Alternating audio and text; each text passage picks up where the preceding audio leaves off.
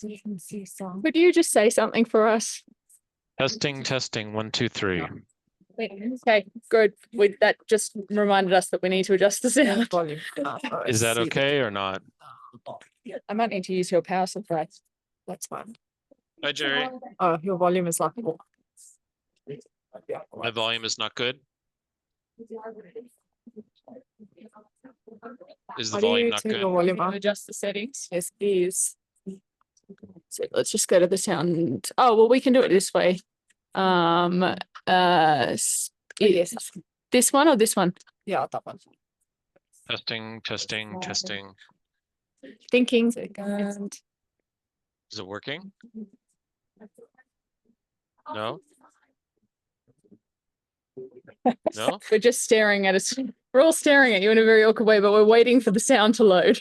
Just do the announcement that Nadine. Yes, I think I've just frozen it. Could I just have everybody's attention, please, while we wait for the speaker? Why is it Bus frozen? is going to leave at 7:45, 6:45 for the dinner and the Javet experience. Please don't be late. We can look into my Zoom menu. Yeah, Right there in the front. Yeah, that's perfect. Is there a delay in the audio? Is it not syncing right?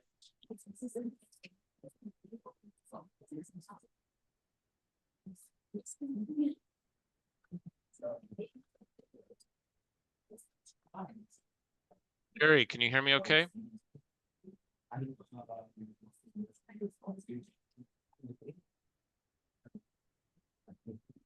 Testing.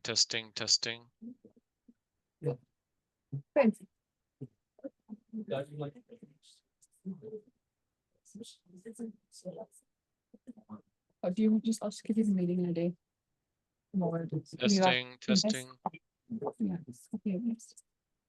It's this one, this link.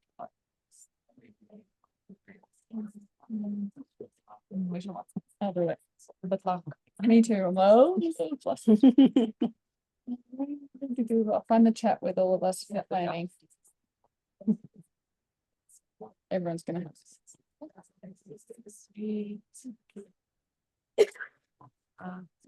it just gives me, I'll have that pen on hand. We still have a few minutes. Yeah. I just really don't know why this is not working. Is the audio not working? It's just my computer being awkward as usual. Probably worked fine yesterday. I'll admit you. I wonder if there's any kind of delay on my end. So I'm going to mute myself. Problem here. I'm going to unmute this. We're Recorded, that's fine. I think Stain has to keep the recording. Yes. Yep. I'm just going to leave it right there. So I'm check my sound. Sound is good. Which one? Erik, do you mind saying something? testing. Oh, wonderful. Yeah, perfect. Thank you. Oh, it works. Okay, good. Yes, it does. It does. It was something to do with my computer, but luckily we have Nadine who knows how to do everything here. So all of these Excellent. modern problems that we've got. So we can go ahead and get started. Okay, so before we welcome Erik, and I'd like just to introduce him. Erik and I have come a long way since, I suppose, the beginning of food tourism. Erik is the executive director and founder of the World Food Travel Association, the WFTA, and the World Ambassador. I'm the ambassador for South Africa, so that's why I have the privilege of introducing him. He is our go-to person for food tourism. He knows everything about it, and he also can answer all questions. He's going to take us through what food tourism is today and look at what we can expect here in South Africa. So thank you very much, Erik, and welcome. And please go ahead with your presentation. Thank you. Thank you very much, Jerry. And a warm greetings to all of you this afternoon. I'm sorry that we could not meet in person. I do think South Africa is a beautiful country. I've always enjoyed my trips there, and I would have loved to have joined you in person, but it wasn't in the cards for this year. So without further ado, let's go ahead and get into the meat of the story here. So today's presentation is divided into 5 sections. First of all, I'm going to set the stage for what I'll be talking about. Then I want to make sure that we have a common understanding of what gastronomy tourism or food tourism really is. If you're not working in the industry on a daily basis, it can sometimes be a little misleading to some people. I'd like to discuss South Africa's story so far, and especially from my perspective as an outsider. Then I'd like to present some new futures for your consideration, and then end with a call to action. So first of all, setting the stage. I think that we have to keep in mind that the entire world is in the same situation right now. There are upheavals all around the world. A lot of destinations are suffering from over tourism. There's economic crises, regional conflicts, and so on. So this is not something that is unique to, say, just the Middle East or unique to only South Africa. There's a lot of upheaval happening in the world, and the world is at a crossroads, but people are still traveling. So we have to always keep the positive in mind. And I think that when you are thinking about what to do with gastronomy tourism in South Africa, you're facing the same turning point that other countries are facing as well. What to do, how to get visitors to come, what should we promote, what's important, what do people want? Everyone else, all the other countries, all of the other destinations are having the same challenges. So it's not unique to you. And I think that this moment really matters a lot to South Africa, because as we look at the motivations for travel, why people are traveling, and even among younger travelers, cultural authenticity continues to be one of the #1 drivers for tourism. And this is substantiated by our research, as well as research from McKinsey and Skift and Airbnb and many others in the industry and in the world. So it's not something that we just made up or thought it sounded good and let's run with it. It's actually, it's true. And when I think about what South Africa has to offer, I think that you have a tremendous diversity, not just your biodiversity, which we'll talk about in a minute, but also your overall diversity. You are really one of the most unique tourism destinations in the world. And that, I think, can be part of your USP.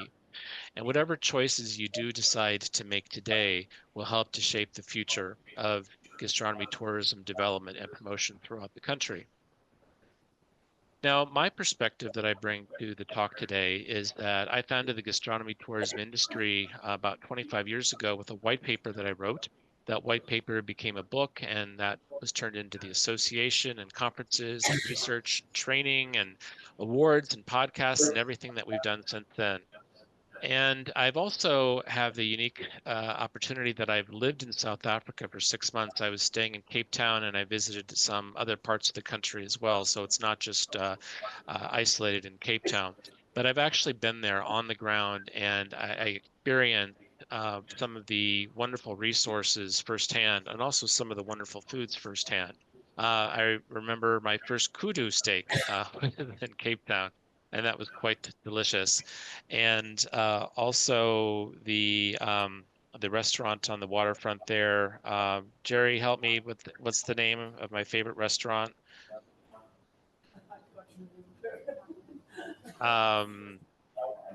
It closed for a while after COVID, and then it reopened.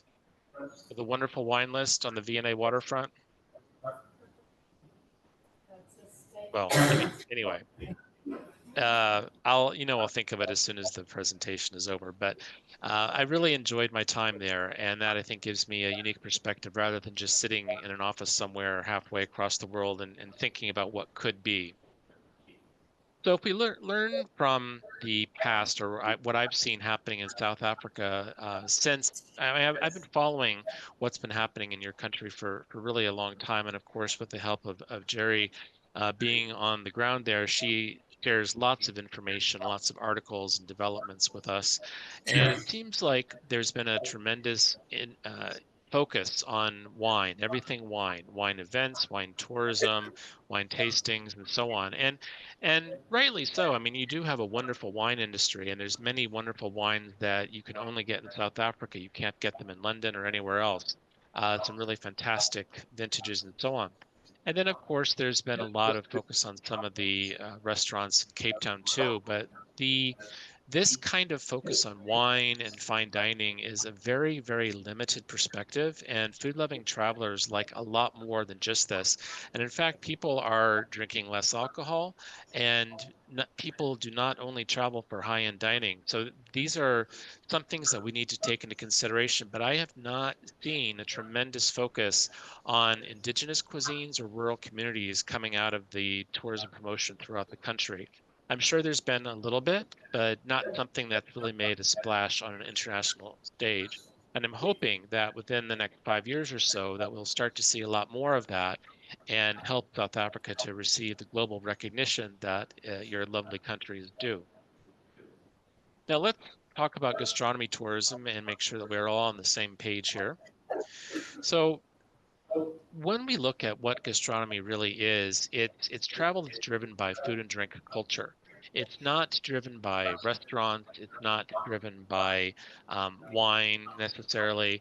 We like to say that it's traveling for a taste of place in order to get a sense of place. And I think that is the most comprehensive definition of gastronomy tourism. It's also perhaps a little vague. And I think as academics and researchers, we tend to like things that are more specific. I know in the United States, they like to say that travel involves staying a night, right? You have to have a room night in there. And that's not necessarily the case. I think that there's many other motivations for traveler. You can have someone living in an urban area that travels out, say, to the wine country or out to the coast to experience seafood or a braai type experience. And that doesn't necessarily involve an overnight stay. But it's not just the actual eating, it's the stories, it's the people, it's those traditions, the heritage, and also your biodiversity that are attractions for visitors. And getting to know those people and the stories is really, it's the lens to understand what South Africa is and who the people are and what your culture is, or what your cultures are, I should say, because there's many cultures. And it really, that's what helps people to understand and to unravel the mystery a little bit of what is South Africa. There are misconceptions about food tourism. Like I said, it's not just about the wine tours. Some people think it's just about agriculture and farm tours, which can be part of it, but we like to say the seeds of cuisine are in agriculture. And it's not just about fine dining. And this is something that we see a lot of destinations racing towards the gourmet label or aligning themselves with Michelin. And I don't think that that's always the right approach. And we'll talk about that a little bit more later. Sometimes people think that gastronomy tourism is for rich travelers and only rich people that are coming to experience your finest wine and dining. And that's not the case. In fact, 93% of travelers are motivated by a destination's food or beverage reputation to choose that destination. So that's nearly everyone. And that means that everyone is traveling has an interest in unique food and drink. And it's important to keep in mind that when we talk about what could be done with gastronomy tourism, we're not just talking about a label. Sometimes you see destinations call themselves food tourism destinations, which is kind of a double entendre. Like, why would you even call yourself a tourism destination, right? You're just a destination. But because you have food, just because you have restaurants, doesn't mean that it's going to catch the eye or the interest or appeal to food-loving travelers. There has to be more to it. So there needs to be more depth there. So when we talk about the gastronomy tourism ecosystem, it is about the entire depth of the foodways in a destination, all the way from agriculture up to how the food is processed and how the food is served and enjoyed. It does involve farmers, it involves cooks and chefs, it involves makers, and perhaps most importantly, it involves the communities because that's where the stories and the people live. Here's a graphic that we created a few years ago in our association, and this talks a little bit about the economic impact of gastronomy tourism. So if you take a commodity product, and here we took milk, but you could say grape, or you can take olives, for example, for olive oil. And by the time you add additional value to it, the economic impact is much greater. So from milk, we make just regular, ordinary ice cream, the kind that you might give to the kids, or the kind that might be served to you at a hotel after a meal. That then leads into the food service experience, right? Think about kids in school having ice cream after their lunch, or going to a cafeteria, or maybe you visit someone in the hospital and there's ice cream there. That kind of very basic experience. But then we have the artisanal product, and this is where those family recipes come in. This is where people start to experiment with different flavors and herbs and spices and so on. And that's where the extra work goes into it, but then that's where the extra value is too, because the prices can be higher, and that makes it a higher economic impact. So this matters not just to South Africa, but globally, because like we said, 93% of travelers are choosing their destinations based on the food and drink reputations. So your culinary culture or cultures can help to drive the reputation that your destination enjoys. And from the research we've done, food and drink culture is arguably the #1 driver for tourists. Some people will say it's other things like sightseeing or shopping or visiting friends and relatives, but everyone eats and drink. 100% of travelers eat and drink. And I like to say you can send them home with memories of chain burgers and chain coffee, or you can send them home with memories of things that are truly unique to your destination. And I think that this matters specifically for South Africa because from what I've seen, your culinary cultures across the country are really undervalued, and these are a national asset that you need to embrace and cherish. And South Africa does have a unique biodiversity, that just the range of crops that grow there, climate, and the different climatic zones as well. Along with those multicultural heritage, this gives you a unique story. Other countries, of course, have different biodiversity, they have different cultures, but no one can claim to be the next South Africa or a second South Africa or like South Africa. You're unique, you're your own. And this means that if we can get all the cards in the right place, that you can really stand out on the global stage. So let's look at what South Africa has been doing so far. First of all, I think that we've got a really biodiverse food landscape. And when I think about everything that grows there, from the wine grapes to the olive oil to the wonderful seafood that you have to the different fruits and vegetables, peppadews I love as well. These and of course all of the grains and all of the things that go into some of the native dishes and the meats and so on. This is really a rich variety of ingredients, and the biodiversity that is visible throughout these cuisines is what your opportunity is in food tourism.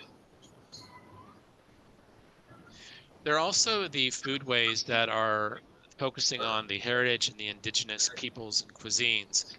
And think about the traditional recipes. I mean, there's around 11 different cultures throughout South Africa.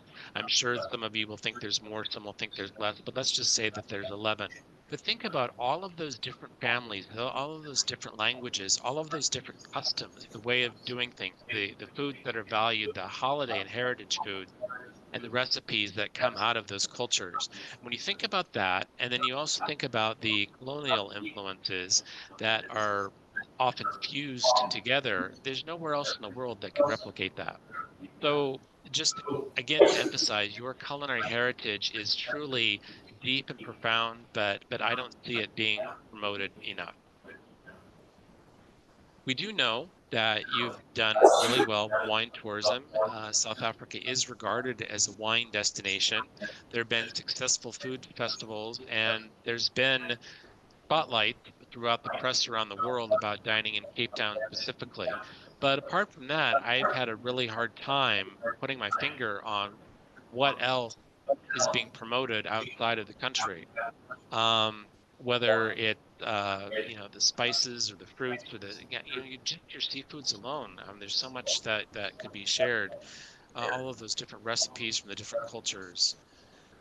Um, so we do have an over reliance on the wine story. And that people say lead with your strength. Okay, well, you've done that. You've led with your strength, but other destinations have wine too.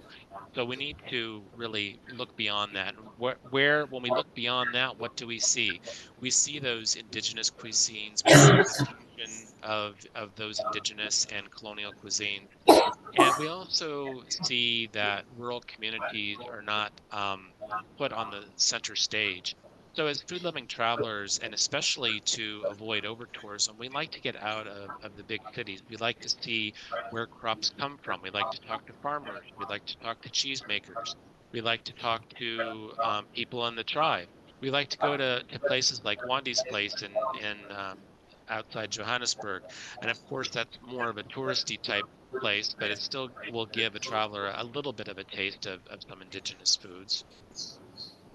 Um, there is a risk, though, if you focus too narrowly on, or too not deep enough in the gastronomy tourism development. So, for example, falling into those kind of fusion cliches that we see. Um, the challenge that we often see in mass tourism is that certain key foods start to get elevated. So whether it's a curry from Durban or the Koeksoesters pastries or something like that, that people will latch onto and focus. And then these dishes or ingredients tend to be made in factories. And you see this a lot in Spain with things like quetes or paella. And you see the food truck come up to the restaurant and deliver the frozen pre-portioned food. That's not authentic. That's not the kind of thing that someone wants to take home with them. And you can really taste the difference when food is made fresh. Again, we're not seeing any of that cultural authenticity or emphasis on biodiversity so much. And when I say, how do we emphasize the biodiversity? This is using tools like menu messaging, where you say the pedigree of where something comes from, where a fish comes from, where a spice comes from, what part of the country, and give a little bit of a story around that as well. So, will South Africa continue along this superficial path, or are you going to build a deeper model that's more inclusive of the rural communities and the other cultures? And I think that the decision really needs to be made now, because whatever you decide on right now is going to decide the future. You make your bed and you lay in it. You have to decide now, because the world is passing you by. Other destinations are getting the visitors. So what is South Africa going to be when it grows up? So let's look at some of those new futures. You've heard me talk a little bit already about the need to focus more on the rural communities, the need to be more inclusive. Not all of the things that we want to experience can be found in cities, and it's important to get outside of those cities and experience the full range of everything South Africa has, and also to learn more about the terroir of the country, that biodiversity. Use menu messaging. For example, on a menu, a chef can talk about the pedigree or the origin of ingredients, let people know that these fruits are actually from South Africa. They haven't been imported from somewhere else because of seasonality. And this then, I think, can help to drive sustainability, because when you start to get people outside the big cities, then you start to diminish the problem of over tourism. You nip that in the bud. You prevent the over tourism before it starts happening.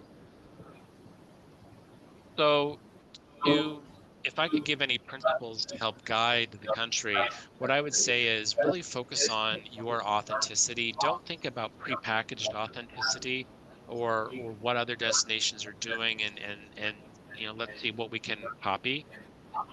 Find those inherent stories throughout the country, different people, different cultures, different parts of the country, and get those stories and the authenticity image right. And then your image as a culinary destination will build itself. You don't need to build the image, the authenticity builds the image. And that is then digging deep, getting those real people and stories. Don't look at trends that are happening elsewhere, whether it's a trend in an ingredient or a trend in dining or something like that. Make your own trend. Don't look what the rest of the world is doing. You shouldn't be copying what's happening in Spain or Vietnam or Ecuador. You should be doing what's happening in South Africa. And think about focusing on communities, because when corporations start to take over, big multinational corporations, that authenticity suffers, and tourists pick up on that. They know, they see it, and they are disappointed, and they will start that word of mouth engine about the food service uh, experience they had and how it wasn't very exciting. That we've all been there before.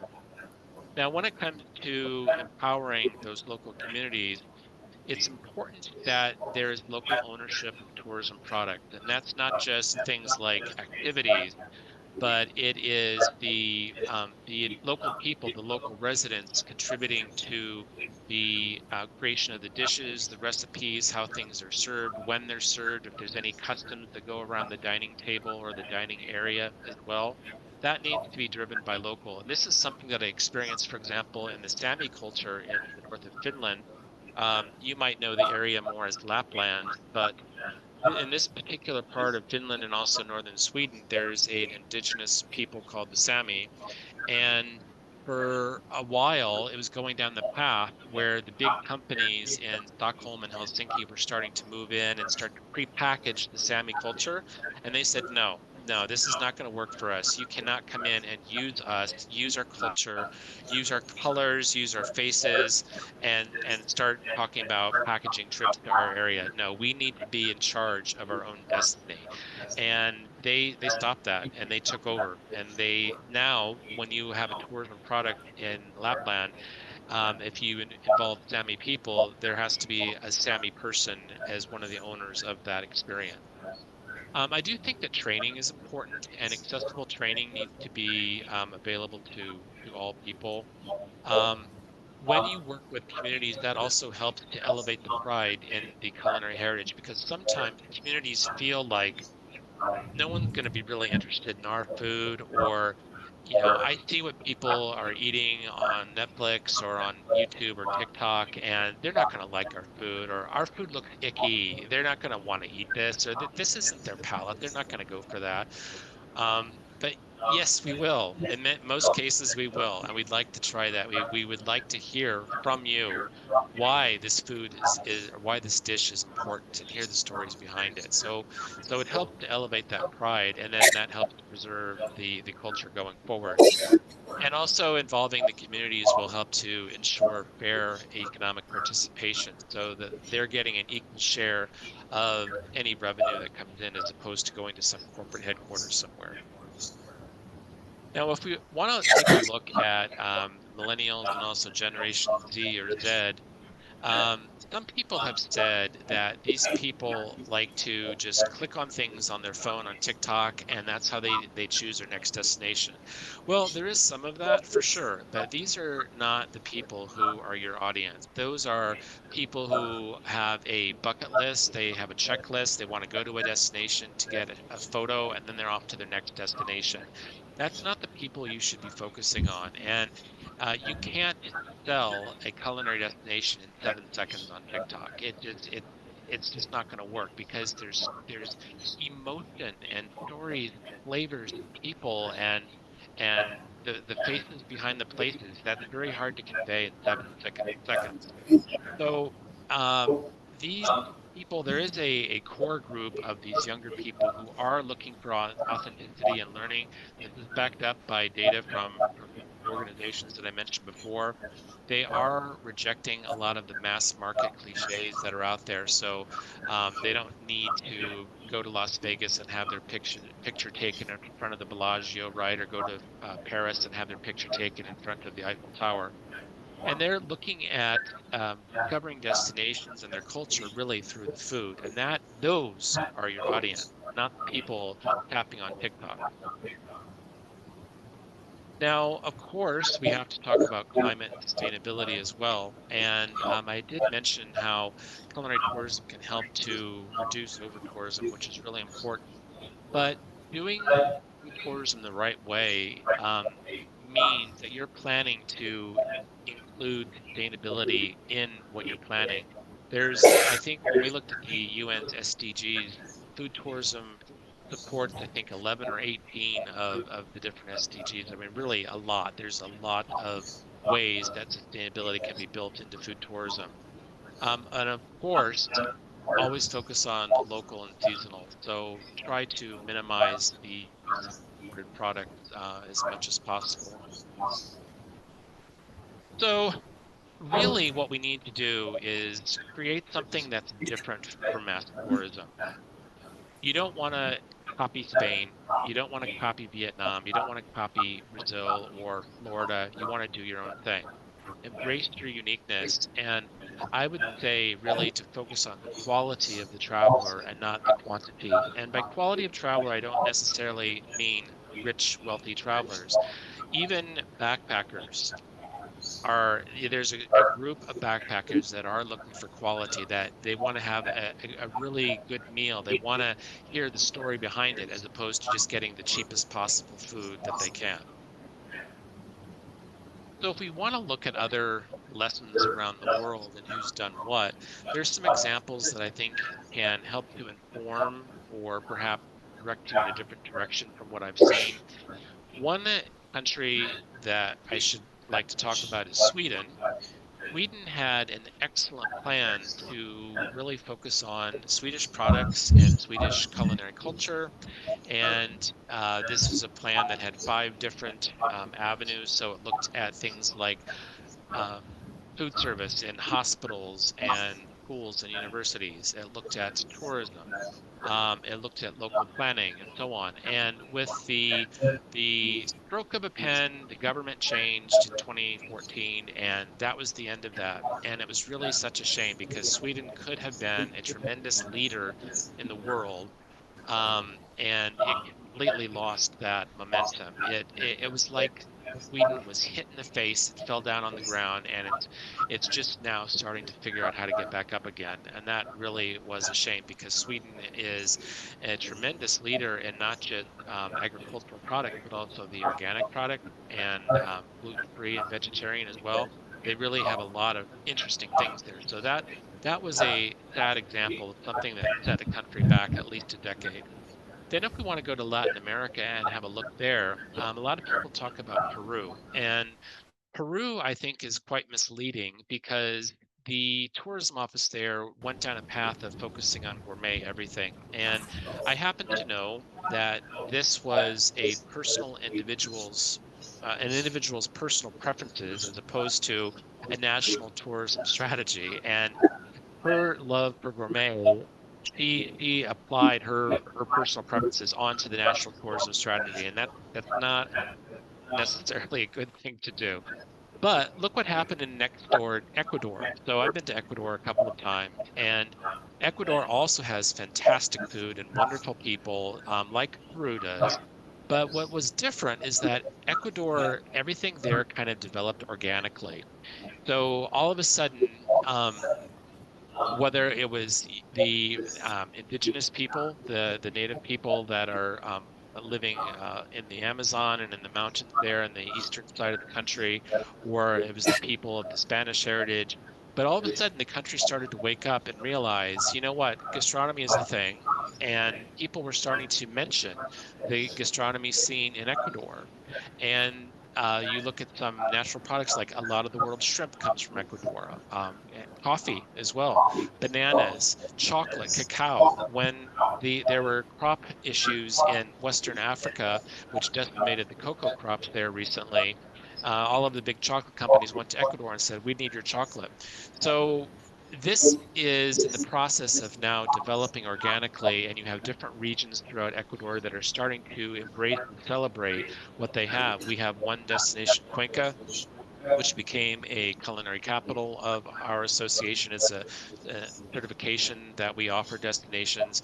You have another area of Ecuador that applied for the World Region of Gastronomy, and they got that designation. But really, wherever you go in Ecuador, you're going to have good food and wonderful people. And that is a great model. I really like that model. And then Canada is another example that it was a country that was doing everything right. They had all these provinces, and the provinces were all working together, and they were feeding information up to the national strategy in Ottawa, the capital. Then someone decided that it was a good idea to move the tourism office, the Ministry of Tourism, to Vancouver, okay, the other side of the country. They lost most of their staff, and it was like, what were you thinking, right? And all of a sudden, all of the provinces were left to their own devices. They were flailing around. No one really knew what to do. And then you had some provinces like Ontario and Nova Scotia and British Columbia to a lesser extent, but also Alberta. They were really starting to take the matters by their own reign and start to really develop things on their own, and they're doing well. But the rest of the country was just kind of left to do their own thing. And it's an example of something you don't don't change where your tourism office is located. That did not work out too well for Canada, because they were leading in culinary tourism in the year 2004 to 2010. They were one of the most advanced countries in developing culinary tourism, and then they threw it all away. And I think they're still trying to find their voice. But anyway, I digress. So over-tourism continues to be a risk, and that's something that we need to plan for. I don't want to see South Africa become like Spain, where the country has sold out to the cheapest possible prices for all tourists. That's not necessarily the right way to go. And again, try to build your own model. Don't try to copy what other countries are doing. So to wrap up a little bit here, the road ahead. I think South Africa could really benefit from a national gastronomy tourism strategy. And if that is something that is too broad, too big, too complex, there are other tools out there. For example, we do a destination culinary readiness assessment. It's kind of like a mini strategy. It's much faster and much cheaper. And that's something that might work, or maybe not at the national level, but it might work at the different provincial levels in South Africa. I think that the country, all throughout the country, needs to invest in the storytelling of your food heritage. Those stories need to be preserved and promoted. That's what should be promoted out there, not your gourmet chefs necessarily, and not your high-end wines. You need the faces behind the places. That's what's going to incite emotion. Emotion makes a sale. And when people see a woman in Soweto that is making something for her family, and she's got this great smile on her face, people want to go meet her, right? That's what's going to drive tourism. Yes, people will want to meet the gourmet chef too, and that's fine, but that's a much smaller subset, that the people who go to those gourmet restaurants. I think that investing in hospitality training and culinary art education is essential. We've noticed that countries that have more culinary arts schools do better at cuisine. For example, if you look at France, France has about 10 major culinary arts institutions. Spain has only about 4, and 3 of them are in the northern part of Spain, in the Basque Country and Catalonia, where the best food in Spain is. But the rest of Spain, the food is questionable. So here's another example. The same with Italy. Italy has more culinary schools too, but they also have great product. You could be the next Italy, but don't try to emulate Italy. Remember, find your own path. And I think that as this is developing throughout the country, we need to make sure that factors are put in place to help communities to stay strong and to become resilient. That's really important, because you have this brain drain when people leave communities to go to the bigger cities. And we want to invest in the local communities and keep farming alive, and find ways to make sure that people feel rewarded for living and working where they live. And perhaps last on this list is not to fall into the Michelin trap. There's been a spate of countries lately that have decided to pursue a Michelin guide of the destination. And I can name Latvia, Thailand, Hong Kong, Korea, Saudi Arabia is one of the latest ones. And these cost about $2 million just to get started. Okay. And then each year there's another fee on top of that. I know that the U.S. state of Virginia on its own decided to pursue this, and they were told that their fee would be 340,000 US dollars. And you can find this article online. It's brilliant. They told Michelin where they could take that and stuff it. It was fantastic. But don't try to force a round peg into a square hole. You know, there are parts of South Africa, I'm thinking French Hook, that are, yes, a fine dining destination, or parts of Cape Town perhaps, and maybe parts of Joburg, but those are just some small destinations in a very big country. So don't try to force the Michelin label on South Africa if it doesn't fit. You'll get there one day, and it's a fine goal to aspire to, but for now, be who you are. Okay, so next steps. The government and tourism offices need to drive what happens. They need to drive the development, and they need to invest strategically throughout all of the sectors. The chefs, the producers, the makers, these are the storytellers, and they're the ones who need to get their stories out there, both in media and also in things that last longer, like recipe books and so on. Communities need to organize and become the gardens of their own culinary heritage. And then I think it would be beneficial also for South Africa to work with partners throughout international networks and gain from their expertise that they can bring to the table. Organizations like ours, we've been doing this for 25 years. We know everywhere in the world and what they're doing and who's doing what right and who needs help where. But there's other organizations too. I would caution you against the UN Tourism Organization. They're very bureaucratic, and I don't think you'll have a lot of fast progress aligning with them. I think you need to chart your own course and develop your own path and not necessarily rely on bureaucracy.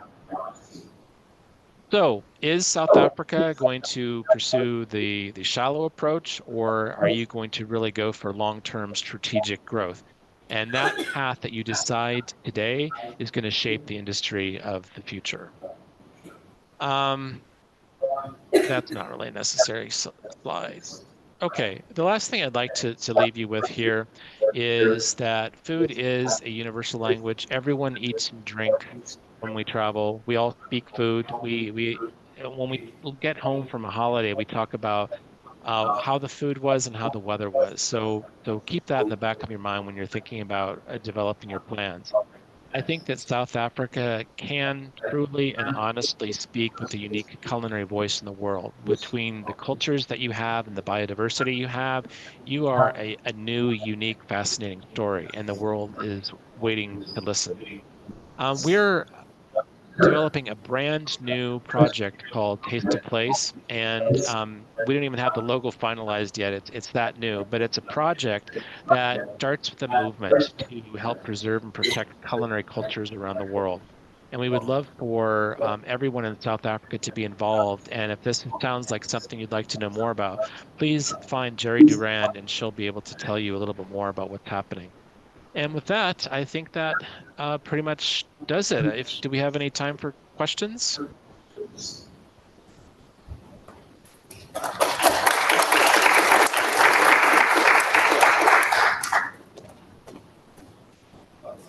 anyone there? Yeah, no, I'm here. Yes, I'm sure we do. I don't know how you can handle it. Yes, perhaps the best thing is They if come here. you come here if you have a question. Actually, yes. And then perhaps Eric can see you. Who wants to be the first anybody person? that has a Stretch their legs. All good. Or so you can, if you want to just say your question, I can repeat it to Eric as well. Everyone's shy all of a sudden, Eric. Give us a second. I think How you've many people are there in the room? Let me just turn the computer around so you can see. Actually, we can do a maneuvering question and answer. Wait. And how many people are from South Africa versus outside the country? Hands up if you promise to shut up. You want to ask a question?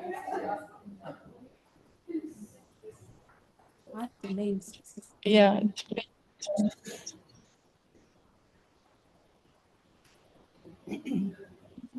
Hello. Hi. Thank you. Thank you for a wonderful presentation. My question to you is the recommendations that you are giving us as researchers do you have a key point person who you could deliver these kinds of recommendation for us to put them into I don't Okay, know. the sound was breaking up there. I didn't hear all of that. Could you say it again? Someone say One it again, second. please. Actually, just unplug that and she can say it again. There we go. The recommendations that you are giving, I'm wondering whether you have a key audience for this kind of recommendations so that they could be put into play. I've wondered whether you have audience like the government, where you, as a researcher, is this all for us as researchers here, or you have connections where this kind of information could be shared? I'm thinking of maybe tourism board related kind of audience. Yeah, and sound is much better now. Thank you. So the audience for You get that, Eric? yeah, I did. The sound was much better than I think maybe it was too close before. The audience for these remarks is I mean, obviously as researchers, you have a specific focus, but I would love for this information to get out to, first of all, tourism offices, and not just the National Ministry of Tourism, but Westgrow and different provincial tourism offices throughout the country. Perhaps also at a small city level, if there's not a regional one. Different NGOs, different nonprofit organizations or associations. I think you've got a winemakers group there in South Africa, but there could also be exporters. There could be people who are exporting some of your food and beverage crops, your olive oil producers as well. They may have an organization. These are organizations that I think would listen to and need to hear this message, but then also cultural organizations. And I'm thinking about organizations that have a mandate to help to preserve and protect and develop the indigenous culinary cultures from the different tribal communities throughout the country. There are cultural organizations in place. I can't name them, but I'm sure you and Jerry and everybody in South Africa can name the names of them. But they need to be part of this conversation as well. So if we were talking about like categories of who to speak to, obviously Ministry of Tourism, Ministry of Agriculture, Ministry of Export, Ministry of Culture, or similar entities like that throughout the country. They are the ones that should be charged with this information. Did that answer your question? Did you answer your question? Let me just try one more. We have one more question. Okay. One Eric. Take it out. Yeah, pull it out. We're struggling with some sound issues here. Good day. I just want to know, are you responsible or are you mandated to get that information out to those organizations, or are you asking us as South Africans to relay this information? 1 second The while way we. Okay. Yeah, right. Tell me when you're ready. Did I do the right thing? Yeah, you did. Oh, no, we can't. Can we hear it? No, we've got no sound. Eric, can you say something? Sorry. Testing. Yeah, we can hear you. Go ahead. Okay. So I think it's a little bit of both. And the way we work in our association, we have ambassadors all around the world. And Jerry Durand there in South Africa, she represents our organization in the country, but she also shares what's happening in the country to us. So a lot of times we'll feature magazine or media articles that she finds for us, and we'll feature them in our WhatsApp channel or our newsletter. But then she also shares things, but she's one person, right? And you are a room full of people. So if you know people that are in these positions, I would just ask you to help Jerry and to share the information and the opportunities with them, because I think that it all starts with a conversation. And if we all keep that thought inside of us, that seed won't grow. And if we plant many seed, then you're going to have many flowers growing. And wouldn't that be nice to see a harvest, a full harvest, rather than just one plant growing? So if you can get the word out and help Jerry, I think she would appreciate it.